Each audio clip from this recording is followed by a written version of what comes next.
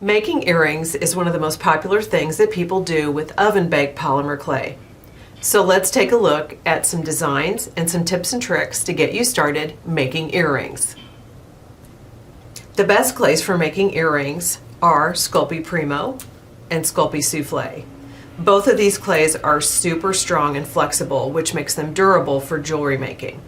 Sculpey Primo comes in a variety of finishes, which can add some sparkle and shine to your designs. Sculpey Soufflé is a little bit lighter weight and has a beautiful suede-like finish when baked.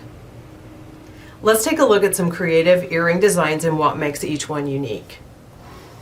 I've got a front and a back of each earring. This is a mixed media set where the artist used a wooden post that already had the earring post built in, and then holes were made to connect tassels with jump rings at the bottom.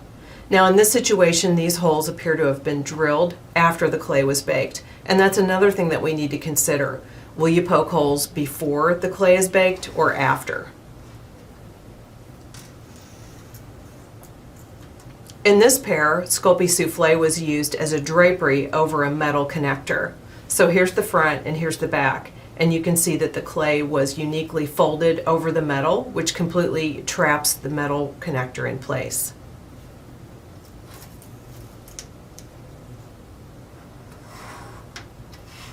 I love this pair because a jump ring was embedded in the raw clay before baking and then served as the connector between the ear wire and the clay elements itself. Now when you're doing something like this, you can consider that jump rings come in many colors and they can complement the color of your clay.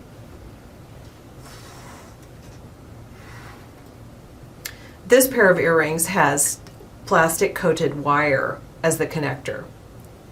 This is probably a telephone wire, and it was bent and put in place between layers of the clay, becoming permanent connection between the clay and the ear wire.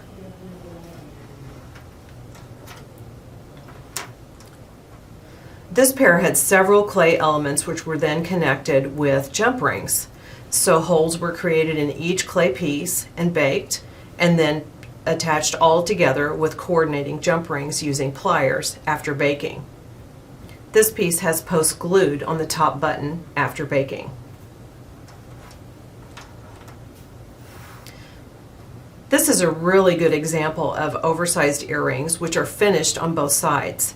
So we have a texture on one side and a screen print on the other. When wearing extra large earrings, especially with short hair, you're going to see both sides of the earring as they move. So this is a really great way to finish pieces that are larger and might be seen from both sides. I also like how this large hole in the middle was actually used as part of the connector for the jump rings. This is a beautiful pair, and it's hard to see that one's the front and one's the back because they're matched so perfectly well. The artist used a blended clay in the middle, which translates to the back as well as the front. Then again, we've got a mixed media element at the bottom with a tassel connected by jump rings. This is a liquid Sculpey pair. The liquid Sculpey was baked in a mold, and then holes were drilled after baking to allow for jump rings. Also, this is a fancy wire connector, which goes right through the ear and then attaches to the jump ring. Finally, we have another pair of liquid Sculpey earrings at the bottom.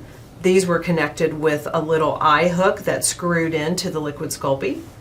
And the top of these has the post actually embedded in the clay, making a really neat finish on the back. Next, let's take a look at finishing your earrings with various metal components, like jump rings, eye pins, even split rings. And we'll also talk about the types of pliers and cutters that are needed. So in this pair of earrings, the jump ring is used as an insertion in the raw clay. And I want to point out that jump rings come in so many colors and finishes. And so you can totally have the freedom to match your jump rings to the color. For example, this is a copper colored jump ring. It totally matches the copper color of the clay so well. All right, let's talk about successfully opening and closing jump rings because there is a right way to do it. You can see in this pair a lot of jump rings are used, and so it's important to know how to open them. I like to use 2 pairs of pliers when I open and close jump rings. This is a flat pair and this is a chain nose pair. You can also use 2 flats if you don't have this curved one. I'm using a really large jump ring so that you can see on camera how it works. First, you need to find the opening point of the jump ring. I hold one side of the opening point with these flat nose pliers. These are really just substituting for my fingertips because they're a lot stronger. Okay? And then I'm going to use this chain nose pair on the other side of the split right there.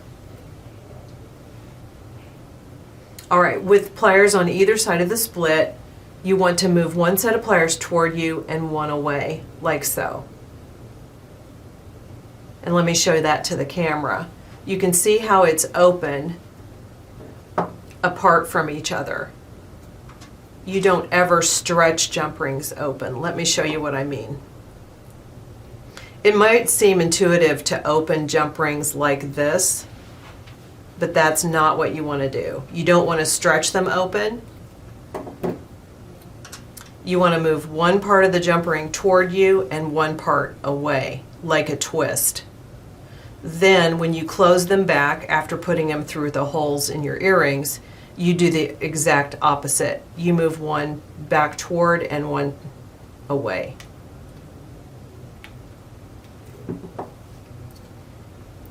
Jump rings have like a memory to them, and so when you move them back toward each other, they go back to the perfect circle that they once had before you bent them. Another type of jump ring is actually a split ring. They look like jump rings, but they have 2 revolutions of the wire in the same circle. And picture, if you will, a teeny tiny key ring. You're going to need special pliers for opening these. So these are split ring pliers. They've got a little hook on one side so that you can get right in there and separate the 2 loops of the wire. This type of jump ring adds an extra level of security so that the ring doesn't open and come away from your clay piece. Finally, let's talk about turning eye pins into connectors. So for that, you'll need some eye pins, wire cutters, round nose pliers. This pair has round on both sides, and this pair has a step up of 3 different sizes of loops and then a rounded back. So you can take an eye pin, and eye pins just have one eye already formed on one end. But what if you want to put an eye or a loop on the other end? First, you can use wire cutters to cut this to length, whatever length you need for your design. And then you can bend an eye on this end as well. You can use either the round nose pliers or the gauged round. Just grab the end with your round nose plier really firmly and then twist. You'll want to go at least 1 full revolution, if not more.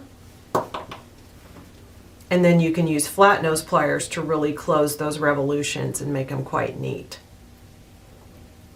Now you've got a connector with a loop on each end that you can use to finish earring designs. I hope this has helped you get started with your earring designs and finishing. For complete tutorials, please visit Sculpey.com, and for more tips and tricks, please visit our YouTube channel.